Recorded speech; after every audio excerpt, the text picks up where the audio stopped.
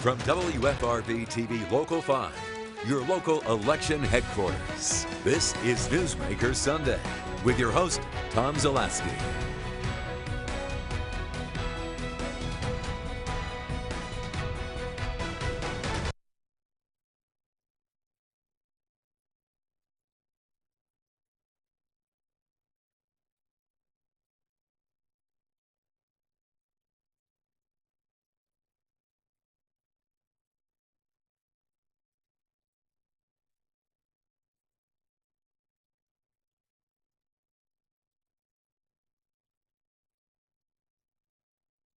From WFRB TV Local 5, your local election headquarters, this is Newsmaker Sunday with your host, Tom Zalaski. Good morning. Welcome to Newsmaker Sunday. I'm Tom Zalaski. This week, we focus on the role canine officers play in our communities. These are specially trained dogs. They search for drugs, are often called upon to subdue suspects running or hiding from law enforcement officers.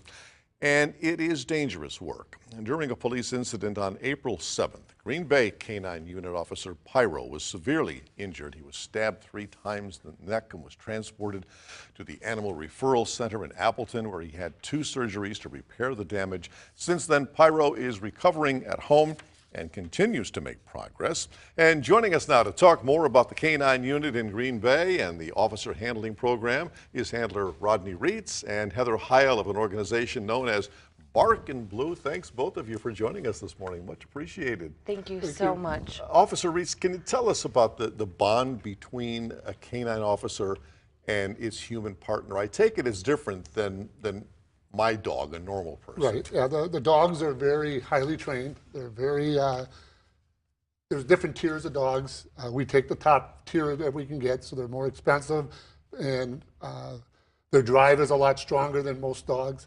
So they pair you with your dog at your cat, where you go to your dog school, and it takes months to get that bond, but once the dog realizes where he is in the pack, which is I am the alpha, so he's below me, and my family falls in there. I have a huge family. I have 5 kids, grandchildren, and my dog fits in that pack with my family, and he knows they are part of it, and he bonds with everybody, but he is my dog. And when it's time to go to work, he is running from the kitchen to the garage. Let's go to work, Dad, let's go. He's just ready to go. When we're at work, he's in the back of that truck. You know, we work an 8.5-hour shift. I go home, he comes home with me. I feed him, we go out, we play a little bit. He does his thing. He sometimes sleeps on the living room floor or in his kennel, and we just bond. They're just so great to see how they work. It's just unbelievable once you get them to realize what their job is, and that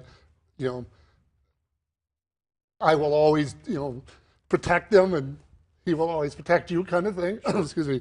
And they, once they pick that up, it is unbelievable to see what they can do for you. Now, as we saw in the case of Pyro over the past couple of weeks, when a canine officer goes down, it's all hands on deck. Yes. We saw the videotape. I mean, there was the ambulance, there was the stretcher. It was just like a human person. It was like a human being. Yeah, I was off that night. I was at home. I got the call. I jumped in my truck, drove over there. I met the officers, brought him in the SWAT vehicle in the Bearcat. We loaded him into the referral center here in Green Bay, and they were working on him. Someone from the referral center down at Appleton drove up to assess his damage, and then they decided to transport him to Appleton. And it was, pretty soon our commander was there, the canine handlers from the Brown County Sheriff's Department. They assisted us, county rescue, and then we transported him. When we got to the Outagamie County line, Outagamie County Canine, Appleton Canine, I can't remember the rest, Grand Chute, I think it was. There was different canine officers from the valley met the ambulance and assisted us getting to the Appleton Referral Center and getting him inside to get his treatment right away. Sure. Heather, in some of our reporting, it emphasized that had it not been for these kits, we may have lost Pyro. What's in these kits? Well, that's what we're being told, and Officer Reitz can correct us if we're wrong. And I apologize, this is still very emotional for all of us with Pyro, as we almost lost our little buddy. So watching that footage is a little emotional Right, for me, 'cause so we're I still showing it, apologize. sure. Yes. So that evening, having a very close relationship with the Canine team and the Bark and Blue Foundation helps to offset cost for the canine unit. So our role is not to budget for any police department's canine unit. It's to help offset things that they just couldn't budget for. Such as these canine kits that you had asked about with that. What's in a kit? Like what saved Pyro's life? What's in that kit? At the end of the day, I believe it was the quick clot Yes. that was in the trauma. Blood clotting. Blood clotting. There was a lot of blood with all of the stabbing, and they were able to open that kit and have that quick clot available to them as their first line of defense. Clearly, there were a lot of other people that played a role in helping to save Pyro's life, but we are so honored to be a part of that. And then you had a fundraiser at where, Bark and Blue? At Bark and Brew, At Brew, yes, in it's a lot Swamico. of B's there, Yeah. yes. So we are the Bark and Blue Foundation and Bark and Brew on Lineville in Swamico. That day, actually the next day, opened their doors and said, let's do a fundraiser together. Let's help to raise the money for the costs that we know are going to escalate with this situation. Now, you kind of knew the community would support you in some way. Were you surprised at what happened that day? I still can't believe it, Tom. What happened that day? The outpouring is still coming in. We have a great working relationship, like I said, with the Green Bay Police Department. So we were invited to the press conference, and in preliminary conversations, they shared, make sure you have online donation things ready, be ready to announce those things. We have a lot of backing of support. People just came forward knowing we need to help save this dog's life and get him what he needs. Someone that I didn't know at the time, just a good Samaritan, created an online Facebook event, Tom, and within 3 hours had $5,000 online raised for Pyro's medical expenses. Just a good person, and wanted to give it to our foundation to help with Pyro's medical bills. Now, you needed how much? How much did you need for Pyro's bills? We're still not sure, Tom, of what Yeah. that number is. We need to find out what the players are. I actually just met with the Green Bay Police Department this week, and they shared with me that we need to understand what those costs are. Of course, insurance is a player, so they need to submit the bills to insurance. And once insurance pays for those bills, the Bark and Blue Foundation will 100% fund all of Pyro's medical expenses.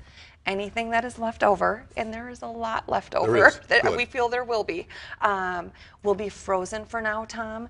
We need to find out what a year is going to look like for Pyro, what 2 years is going to look like for Pyro. Just because his esophagus is healing the way it should be on track now, we don't know that that's going to be the case in a year. So we want to make sure that when someone donates to the Bark and Blue Foundation, that we are able to show them exactly where their donations went, especially since they're donating to Pyro. His handler, Officer Scott Salzman, will have a hand in our board making those decisions on how the money is spent. And if it's for more proactive things that we learn from this opportunity, with all of these cars should have quick clot with them, training for the dogs, training for the officers, all of those things we'll be looking at. Sure. If people at home are wondering, it's Canine Officer Yeah, Bose. sorry. Bose is He's down there, excited. and we're going to meet Bose in the second segment of our program. But it's tough to keep a dog calm It inside is. of a TV studio with all these lights, and Bose is excited. Officer Reeds, what goes into the training of a dog like Bose? The dog they're selected through our vendor. He does the selection test before we see them. There's certain things they look for as far as, Bose is a drug detection dog. So they look for the prey drive for him to look for drugs. Then he's also a tracking dog and does bite work. So they look for all that kind of things, and then he selects his dogs. We get down to his training facility, and he has dogs lined up. You go in and look at them. You pick out, 2 or 3 that you would want to see. You do some training with them, and then you decide which one you want. I picked Bose, and him and I have been a pretty good fit ever since. So now Bose is a drug dog. Yes. When each dog is trained, are they trained in specialized areas? Yes. They yes. are. Yeah, we have one explosive detection dog. That's Puma, and he's a bomb dog. Otherwise, all the other dogs, the other 6 dogs, are all drug dogs. drug detection dogs. Every one of them are dual purpose, though. They do tracking and patrol work where they can track and clear buildings, and if they find people, if they have to bite, they'll latch onto them if they have to. They're trained to do article searches, so if we track somebody and we find them, but they had a gun, let's say, and they threw it out, I can take Bose out, cast them out in the area, and tell them to go find it. And I'll give him a command, and he'll run out and try to find the weapon or whatever was thrown out and locate it for us.